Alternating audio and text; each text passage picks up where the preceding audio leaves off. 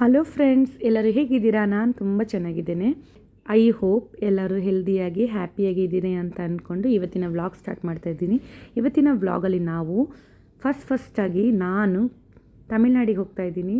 ತಮಿಳ್ನಾಡಲ್ಲಿರೋ ಪಾಂಡಿಚೇರಿಗೆ ಅಲ್ಲಿ ಕಿವಿ ಚುಚ್ಚುವ ಫಂಕ್ಷನ್ ಇದೆ, ನಮ್ಮ ರಿಲೇಷನ್ಸಿದು. ಅದಕ್ಕಾಗಿ ನಾನು, ನಮ್ಮ ಮನೆಯವರು, ನಮ್ಮ ದೊಡ್ಡ ಮಗಳು, ನಾವು 3 ಜನ ಹೋಗ್ತಾ ಇದ್ದೀವಿ.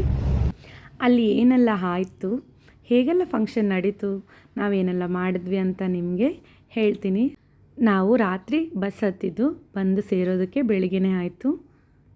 ಬೆಳಗ್ಗೆ ಇಡ್ಲಿ ಮತ್ತು ಪೊಂಗಲ್ ತಿಂದ್ಕೊಂಡು ನಾವೆಲ್ಲರೂ ಮಾತಾಡಿಕೊಂಡು ರೆಡಿಯಾಗಿ ಮಧ್ಯಾಹ್ನ ಒಂದು 2 ಗಂಟೆ ಹೊತ್ತಿಗೆ ವ್ಯಾನಲ್ಲಿ ಹೋಗ್ತಾ ಇದ್ದೀವಿ. ಎಲ್ಲರೂ ಸ್ವಲ್ಪ ಜನ ಕಾರಲ್ಲಿ ಬಂದರು, ನಾವು ಸ್ವಲ್ಪ ಜನ ವ್ಯಾನಲ್ಲಿ ಹೋಗ್ತಾ ಇದ್ದೀವಿ. ನನಗೆ ಈ ಜಾಗಕ್ಕೆ ಬಂದಾಗ ತುಂಬಾ ಸಂತೋಷ ಆಯಿತು. ಯಾಕಂತ ಹೇಳಿದ್ರೆ ಈ ಜಾಗ ನೋಡೋದಕ್ಕೆ ತುಂಬಾ ಸುಂದರವಾಗಿದೆ. ಚರ್ಚ್ ಸುತ್ತಲೂ ಬೇವಿನ ಮರಗಳನ್ನು ನಟ್ಟಿದ್ದಾರೆ. ಆಮೇಲೆ ತುಂಬ ನೀಟಾಗಿ ಕ್ಲೀನಾಗಿದೆ. ಅಲ್ಲಿ ದನಗಳನ್ನು, ಬಾತುಕೋಳಿ, ಆಡು, ಈ ರೀತಿ ಪ್ರಾಣಿಗಳನ್ನೆಲ್ಲ ಸಾಕೊಂಡಿದ್ದಾರೆ. ಒಂದು ದೊಡ್ಡ ಕಾಡು ಮಧ್ಯದಲ್ಲಿ ಚರ್ಚ್ ಇದೆ. ಚರ್ಚ್ ಅಂತೂ ತುಂಬಾ ಹಳೆಯ ಚರ್ಚ್ ಥರ ಕಾಣಿಸ್ತಾ ಇದೆ, ಆದರೆ ತುಂಬ ನೋಡೋದಕ್ಕೆ ಸುಂದರವಾಗಿದೆ. ನಾವೆಲ್ಲರೂ ಇವಾಗ ಒಳಗಡೆ ಹೋಗ್ತಾ ಇದ್ದೀವಿ. ತಮಿಳ್ನಾಡಲ್ಲಿ ಕಿವಿ ಚುಚ್ಚುವ ಮತ್ತು ಹೇರ್ ತೆಗೆಯುವ ಫಂಕ್ಷನನ್ನು ತುಂಬ ಗ್ರ್ಯಾಂಡಾಗಿ ಸೆಲೆಬ್ರೇಟ್ ಮಾಡ್ತಾರೆ. ಹಿಂದೂಗಳು ಮಾತ್ರ ನಾನು ಅದನ್ನು ಸೆಲೆಬ್ರೇಟ್ ಮಾಡ್ತಾರೆ ಅಂತ ಇಷ್ಟು ದಿನ ಅಂದ್ಕೊಂಡಿದ್ದೆ. ಆದರೆ ಇಲ್ಲಿಗೆ ಬಂದಮೇಲೆ ಗೊತ್ತಾಯಿತು, ಕ್ರಿಶ್ಚಿಯನ್ಸ್ ಕೂಡ ಅದನ್ನು ಪ್ರಾರ್ಥನೆಯೊಂದಿಗೆ ಸೆಲೆಬ್ರೇಟ್ ಮಾಡ್ತಾರೆ ಅಂತ. ಚರ್ಚ್ ಒಳಗಡೆ ಕೂಡ ಪೇಂಟಿಂಗ್ಸ್ನ ಇಟ್ಟಿದ್ರು, ನೋಡೋದಕ್ಕೆ ತುಂಬ ಚೆನ್ನಾಗಿತ್ತು. ಚರ್ಚ್ ಕೂಡ ತುಂಬಾ ನೋಡೋದಕ್ಕೆ ಸುಂದರವಾಗಿತ್ತು. ಚರ್ಚ್ ಒಳಗಡೆ ಒಂದು ಪಕ್ಷಿ ಗೂಡು ಕಟ್ಕೊಂಡಿದೆ, ಅದನ್ನು ಕೂಡ ಬಿಟ್ಟಿದ್ದಾರೆ ಫಾದರ್. ಇವಾಗ ಅಲ್ಲಿ ಕಾಣಿಸ್ತಾ ಇದೆ ನೋಡಿ, ಆ ಜಾಗದಲ್ಲಿ ಮಗುವಿಗೆ ಹೇರ್ ತೆಗಿತಾ ಇದ್ದಾರೆ ನೋಡಿ. ಅವನು ಸ್ವಲ್ಪ ಅಳ್ತಾ ಇದ್ದಾನೆ. ಮಗುವಿಗೆ ಇವಾಗ ಇಲ್ಲಿ ಹೇರ್ ತೆಗೆದು ಸ್ನಾನ ಮಾಡಿಸಿ ಚರ್ಚ್ ಒಳಗಡೆ ಹೊಸ ಬಟ್ಟೆ ಹಾಕ್ಕೊಂಡು ಚರ್ಚ್ ಒಳಗಡೆ ಕರ್ಕೊಂಡೋಗ್ಬೇಕು.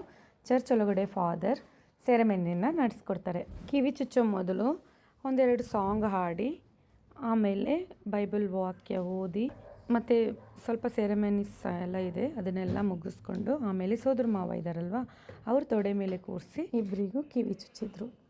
ಫಸ್ಟಿಗೆ ಕಿವಿ ಚುಚ್ಚಿದ್ದು ಅವ್ರ ಅಕ್ಕನಿಗೆ. ಅವಳೇನು ಹಠ ಮಾಡಲಿಲ್ಲ, ಅಳ್ಳಿಲ್ಲ, ಆರಾಮಾಗಿ ಚುಚ್ಕೊಂಡ್ಳು. ಇವನು ಒಂದು ಕಿವಿನ ಆರಾಮಾಗಿ ತೋರಿಸ್ದ. 2ನೇ ಕಿವಿ ಚುಚ್ಚಬೇಕಾದ್ರೆ ಸ್ವಲ್ಪ ಹಠ ಮಾಡ್ದ, ಹೆದರ್ಬಿಟ್ಟ. ಮತ್ತು ಎಲ್ಲ ರಿಲೇಷನ್ಸ್ ಎಲ್ಲ ಸೇರಿ ಹಿಡ್ಕೊಂಡು ಅವನಿಗೆ ನಿಧಾನವಾಗಿ ಕಿವಿ ಚುಚ್ಚಿದ್ರು. ಆಮೇಲೆ ಫಂಕ್ಷನ್ನು ಒಂದು ಮಂಟಪದಲ್ಲಿ ಮಾಡಿದ್ರು. ಮಂಟಪದಲ್ಲಿ ಮಕ್ಳಿಗೆ ಬೇಕಾಗಿರೋ ಒಂದು ಆಟ ಆಡೋಕ್ಕೆ ಬೇಕಾಗಿರೋ ಒಂದು ಮಿಕ್ಕಿ ಮೌಸ್ನ ಅರೇಂಜ್ ಮಾಡಿದರು. ಅದ್ರ ಜೊತೆಗೆ ಮಕ್ಕಳು ಆರಾಮಾಗಿ ಆಟ ಆಡಿದ್ರು. ಮತ್ತು ಹಾಡು ಹೇಳೋದಕ್ಕೆ ಒಂದು ವಿಜಯ್ ಸೂಪರ್ ಸಿಂಗರಲ್ಲಿ ಅಕ್ಷರ ಲಕ್ಷ್ಮಿ ಅಂತ ಒಬ್ಬರು ಸಣ್ಣ ಹುಡುಗಿ ಇದ್ದಾರೆ, ಒಂದು 8-9 ವಯಸ್ಸಿರ್ಬೋದು. ಅವರು ಹಾಡೋಕ್ಕೆ ಬಂದಿದ್ದರು. ತುಂಬ ಪ್ರೊಫೆಷ್ನಲ್ ಸಿಂಗರ್ ಅಂತೆ, ತುಂಬಾ ಸೂಪರಾಗಿ ಹಾಡಿದ್ದಾರೆ. ಸಣ್ಣ ಹುಡುಗಿ, ಅವಳು ಎಷ್ಟು ಚೆನ್ನಾಗಿ ಹಾಡಿದ್ಲು. ಅವಳು ಹಾಡಿದ್ದನ್ನ ನಿಮಗೂ ತೋರಿಸ್ಬೇಕು ಅಂತ ನನಗೆ ಆಸೆ ಇತ್ತು. ಆದರೆ ಆ ಬ್ಯಾಕ್ಗ್ರೌಂಡ್ ಮ್ಯೂಸಿಕ್ ಬಂದುಬಿಟ್ಟು ಕಾಪಿರೈಟ್ ಇಶ್ಯೂ ಏನಾದರೂ ಬರ್ಬೋದು ಅಂತ ನಾನು ಆ ಮ್ಯೂಸಿಕ್ನ ಹಾಕಲಿಲ್ಲ. ನೀವು ಯೂಟ್ಯೂಬಲ್ಲಿ ಸರ್ಚ್ ಮಾಡಿ ನೋಡಿ, ಅಕ್ಷರ ಲಕ್ಷ್ಮಿ ಅಂತ. ಅವ್ರ ಸಾಂಗ್ಸ್ ಎಲ್ಲ ತುಂಬ ಚೆನ್ನಾಗಿ ಹಾಡಿದ್ದಾರೆ. ಅವ್ರನ್ನ ಕರೆಸಿ ಹಾಡಿಸಿದ್ರು. ಮಕ್ಕಳೆಲ್ಲ ಅವರು ಹಾಡಬೇಕಾದ್ರೆ ತುಂಬ ಸೂಪರಾಗಿ ಡ್ಯಾನ್ಸ್ ಮಾಡಿದ್ದಾರೆ. ನೋಡೋದಕ್ಕೆ ನಿಜವಾಗ್ಲೂ ತುಂಬ ಎಂಜಾಯ್ಮೆಂಟ್ ಆಗಿತ್ತು. ಫಂಕ್ಷನ್ ಕೂಡ ತುಂಬಾ ಚೆನ್ನಾಗಿ ಮಾಡಿದ್ದಾರೆ. ಚಾಕ್ಲೇಟ್ ಫೌಂಟೇನ್ ಇತ್ತು, ಅದರಲ್ಲಿ ಫ್ರೂಟ್ಸು, ಕೇಕು, ಕ್ಯಾಂಡೀಸು ಅದನ್ನೆಲ್ಲ ಡಿಪ್ ಮಾಡಿ ತಿನ್ನೋದು. ನಾನು ಕೂಡ ಅದನ್ನು ತಿಂದೆ. ಇವರು ಬಂದು ನಮ್ಮ ರಿಲೇಷನ್. ನಾನು ಡಯಟಲ್ಲಿ ಇಲ್ಲ ಅಂತಿದ್ದರೆ ಜಾಸ್ತಿ ತಿಂತಾಯಿದ್ದೆ. ಮತ್ತು ಯಾಕೆ ಸುಮ್ಮನೆ ಜಾಸ್ತಿ ತಿಂದುಬಿಟ್ಟು ಮತ್ತು ವೆಯ್ಟ್ ಲಾಸ್ ಮಾಡೋದಕ್ಕೆ ನಡೆಯೋದು, ಎಕ್ಸಸೈಸ್ ಮಾಡೋದು, ಇದೆಲ್ಲ ಏನಕ್ಕೆ ಅಂತ ಅಂದ್ಕೊಂಡು ಒಂದು ಸಲ ತಿಂದು ಸುಮ್ಮನೆ ಆಗಿಬಿಟ್ಟೆ. ಇಲ್ಲಾಂದರೆ ಖಂಡಿತ ಎಲ್ಲ ಖಾಲಿ ಮಾಡ್ತೀನಿ. ಆಮೇಲೆ ಈ ರೀತಿ ಇದಕ್ಕೇನು ಹೇಳ್ತಾರೆ, ತಬಲ ಬಾರಿಸಿದ್ರು. ಅವರು ಕೂಡ ಸೂಪರಾಗಿ ಬಾರಿಸಿದ್ದಾರೆ.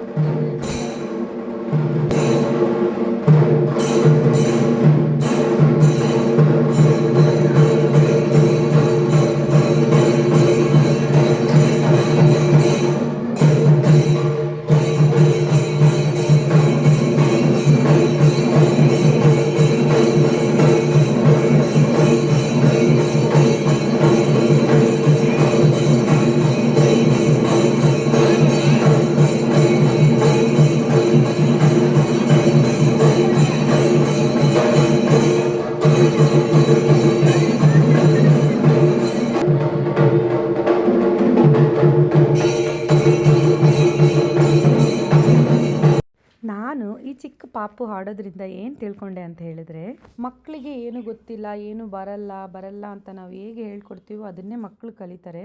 ಮಕ್ಕಳಿಗೆ ನಾವು ಹೇಳಿಕೊಟ್ರೆ ಖಂಡಿತ ಅವರು ಈ ಕಲಿಯೋ ಸ್ಟೇಜಲ್ಲಿ ಎಷ್ಟೇ ಕಷ್ಟ ಇದ್ರೂ ಖಂಡಿತ ಕಲಿತಾರೆ. ಅದು ನಾವು ಹೇಳ್ಕೊಡೋ ರೀತಿಯಲ್ಲಿದೆ. ಅದನ್ನು ನಾನು ತಿಳ್ಕೊಂಡೆ. ನಮ್ಮ ಮಕ್ಕಳಿಗೆ ಒಂದು ಹಾಡು, ಪಾಪ ಮಗು ಎಷ್ಟು ಕಲಿಯುತ್ತೆ, ಬಾಯಟ್ ಮಾಡೋಕ್ಕಾಗಲ್ಲ ಅಂತ ನಾನು ಫೋರ್ಸ್ ಮಾಡ್ತಾ ಇರಲಿಲ್ಲ. ಬಟ್ ಆದರೆ ಇವಾಗ ನನಗೆ ಅನ್ನಿಸ್ತಾ ಇದೆ, ನಾವು ಕೂಡ ಕಲಿಸ್ಕೊಟ್ರೆ, ಪ್ರಾಕ್ಟೀಸ್ ಮಾಡಿದ್ರೆ ಮಕ್ಕಳು ಖಂಡಿತವಾಗ್ಲೂ ಸೂಪರಾಗಿ ಹಾಡ್ತಾರೆ. ಎಲ್ಲ ಮಕ್ಕಳು ಏನಾದರೂ ಒಂದು ಟ್ಯಾಲೆಂಟ್ನ ಇಟ್ಕೊಂಡಿರ್ತಾರೆ. ಅದನ್ನು ಏನು ಅಂತ ಕಂಡುಹಿಡಿದು ನಾವೇ ಅದನ್ನು ಹೊರಗಡೆ ತರಬೇಕು. ನಾವು ಪೇರೆಂಟ್ಸ್ ಕೂಡ ಪ್ರಯತ್ನ ಪಡಬೇಕು. ಮೇಯ್ನ್ ಇದರಲ್ಲಿ ಪೇರೆಂಟ್ಸಿದು ಭಾಗ ಜಾಸ್ತಿ ಇದೆ. ಇವಾಗ ನಾವು ಕೂಡ ಫೋಟೋ ಇದರಲ್ಲಿ ನಾನು ವಿಡಿಯೋ ಎಡಿಟ್ ಮಾಡಬೇಕಾದ್ರೆ ನೋಡ್ತಾ ಇದ್ದೀನಿ, ನಮ್ಮ ದೀನ ಮಾಡಿದ್ದು ಅಟ್ಟಹಾಸನ. ನಮ್ಮ ದೀನ ಏನು ಮಾಡಿದ್ದಾಳಂದರೆ, ಆ ಹುಡುಗನ್ನ ಮುಂದೆನೇ ಬಂದು ನಿಂತ್ಕೊಂಡ್ಬಿಟ್ಟಿದ್ದಾಳೆ. ಅವನೇ ಫೋಟೋದಲ್ಲಿ ಇಲ್ಲ, ಇವಳು ಬಂದು ಅವನ ಎದುರಿಗೆ ನಿಂತ್ಕೊಂಡಿದ್ದಾಳೆ. ನಾನು ಕರ್ಸಿನ ಸೈಡಲ್ಲಿ ನಿಲ್ಲಿಸ್ಬೇಕಾಗಿತ್ತು, ನಾನು ನೋಡಿಲ್ಲ ಆ ಟೈಮಲ್ಲಿ. ಆದರೆ ಕೇಳಿದ್ರೆ ಅವಳು ಹೇಳೋದು, ಅವನು ಎಲ್ಲ ಫೋಟೋದಲ್ಲಿ ಇದ್ದಾನಮ್ಮ, ನಾನು ಬರಬೇಕು ಅಂತ ಹೇಳ್ತಾ ಇದ್ದಾಳೆ. ನಂಗೆ ತುಂಬಾ ನಗು ಬಂತು. ಇವಾಗ ಊಟ ಮಾಡ್ತಾಯಿದ್ವಿ. ಮಟನ್ ಸಾಂಬಾರು, ಕಬಾಬು, ಆ ರೋಲಾಗಿ ರೌಂಡಾಗಿದೆಯಲ್ವ ಬಜ್ಜಿ ಥರ, ಅದು ಬಂದುಬಿಟ್ಟು ಫಿಶ್ ರೋಲ್. ಆಮೇಲೆ ಅವತ್ತು ರಾತ್ರಿ ಫಂಕ್ಷನ್ ಮುಗಿಸ್ಕೊಂಡು ಒಂದು ಮನೆಯಲ್ಲಿ ಸ್ಟೇ ಮಾಡಿದ್ವಿ. ಸ್ಟೇ ಮಾಡಿ ಬೆಳಿಗ್ಗೆ ಮತ್ತೆ ನಮ್ಮ ರಿಲೇಷನ್ಸ್ ಮನೆಗೆ ಹೋಗಿ ಟಿಫನ್ ಮಾಡಿಕೊಂಡು ಮಧ್ಯಾಹ್ನ ಊಟನೂ ಮುಗಿಸ್ಕೊಂಡು ನಾವು ಮಧ್ಯಾಹ್ನ ಬಸ್ಸಿಗೆ ಹೊರಟಿದ್ದೀವಿ. ಬಸ್ಸಲ್ಲಿ ಬರಬೇಕಾದ್ರೆ ನಾವು ನೋಡಿಕೊಂಡೇ ಬಂದ್ವಿ. ನಾವು ತಮಿಳ್ನಾಡಿಂದ ಬರಬೇಕಾದ್ರೆ ಬೆಳಿಗ್ಗೆ ಟೈಮು ಬಂದಿದ್ದರಿಂದ ಸನ್ರೈಸ್ ಸಿಕ್ತು. ಈಗ ಹೋಗಬೇಕಾದ್ರೆ ನಮಗೆ ಸನ್ಸೆಟ್ ನೋಡೋದಕ್ಕೆ ಸಿಕ್ತು. ನೋಡೋದಕ್ಕೆ ನೇಚರ್ ತುಂಬ ಚೆನ್ನಾಗಿದೆ. ಬೆಟ್ಟ ಎಲ್ಲ ತುಂಬಾ ಬೆಟ್ಟ ಗುಡ್ಡಗಳಿದೆ. ಅಗ್ರಿಕಲ್ಚರ್ ಲ್ಯಾಂಡ್ ಇದೆ. ತಮಿಳ್ನಾಡಲ್ಲಿ ನಾನು ಫ್ರೀಕ್ವೆಂಟಾಗಿ ನೋಡಿರೋ ವಿಷಯ ಏನಂತ ಹೇಳಿದ್ರೆ, ಎಲ್ಲ ಕಡೆ ತೆಂಗಿನ ಮರ ಇದೆ. ಆಮೇಲೆ ತಾಳಿಬುಂಡ ಅಂತ ಹೇಳ್ತೀವಲ್ವ, ಆ ಮರನೂ ಜಾಸ್ತಿಯಾಗಿದೆ. ಆಮೇಲೆ ಬೇವಿನ ಮರ ಎಲ್ಲ ತೋಟದ ಸೈಡಲ್ಲಿ ಬೇವಿನ ಮರವನ್ನು ಇಟ್ಟಿದ್ದಾರೆ. ಅದು ನೋಡೋದಕ್ಕೆ ತುಂಬಾ ಚೆನ್ನಾಗಿದೆ. ಮಾವಿನ ಮರ ಅಂತೂ ತುಂಬ ಜಾಸ್ತಿಯಾಗಿದೆ. ಎಲ್ಲಿ ನೋಡಿದ್ರು ಅಲ್ಲಿ ಮಾವಿನ ಮರ. ಇದು ಮಾವಿನಕಾಯಿ ಸೀಸನ್ ಆದ್ರಿಂದ ಎಲ್ಲ ಮರಗಳಲ್ಲೂ ಮಾವಿನಕಾಯಿ ತುಂಬಿ ತುಳುಕ್ತಾ ಇತ್ತು. ನೋಡೋದಕ್ಕೆ ತುಂಬ ಚೆನ್ನಾಗಿತ್ತು. ಅಲ್ಲಿ ಮನೆಗಳು ಅದೆಲ್ಲ ನೋಡೋದು ತುಂಬ ಚೆನ್ನಾಗಿತ್ತು. ಈ ವಿಲೇಜಲ್ಲಿ ಇದ್ದಾರಲ್ವ, ಅವ್ರನ್ನೆಲ್ಲ ನೋಡಬೇಕಾದ್ರೆ ತುಂಬಾ ಹೊಟ್ಟೆ ಕಿಚ್ಚಾಗ್ತಾ ಇತ್ತು. ಯಾಕಂತ ಹೇಳಿದ್ರೆ ಅವರು ಒಂದು ಒಳ್ಳೆ ಬ್ಯೂಟಿಫುಲ್ ಆಗಿರೋ ಲೈಫ್ನ ಎಂಜಾಯ್ ಮಾಡ್ತಾ ಇದ್ದಾರೆ. ಇದು ಬಂದುಬಿಟ್ಟು ಬೆಂಗಳೂರಲ್ಲಿ ಇರ್ತಾರಲ್ವ, ಅವ್ರಿಗೆ ಹೇಳಿದ್ರೇ ಅರ್ಥ ಆಗುತ್ತೆ. ಯಾಕಂತ ಹೇಳಿದ್ರೆ ಬೆಂಗಳೂರಲ್ಲಿ ಒಂದು ಗಿಡನೂ ನೆಡೋಕ್ಕಾಗಲ್ಲ.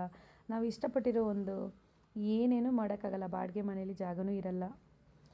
ಆಮೇಲೆ ಇವಾಗ ಹೋಗ್ತಾ ನೈಟ್ ಆಯಿತು. ಹೋಗಬೇಕಾದ್ರೆ ನಾವು ಫ್ರೈಡ್ ರೈಸು, ವಡೆ, ಕಾಫಿ ತಿಂದ್ಕೊಂಡು ಮನೆಗೆ ಹೋಗ್ತಾ ಇದ್ದೀವಿ. ಓಕೆ ಫ್ರೆಂಡ್ಸ್, ಈ ವಿಡಿಯೋ ನೀವು ಎಂಜಾಯ್ ಮಾಡಿರ್ತೀರಾ ಅಂತ ಅಂದ್ಕೊಳ್ತೀನಿ. ಈ ವಿಡಿಯೋ ಇಷ್ಟ ಆದರೆ ಲೈಕ್ ಮಾಡಿ, ಶೇರ್ ಮಾಡಿ, ಸಬ್ಸ್ಕ್ರೈಬ್ ಮಾಡಿ, ನಮ್ಮ ಚಾನಲ್ಗೆ ಸಪೋರ್ಟ್ ಮಾಡಿ.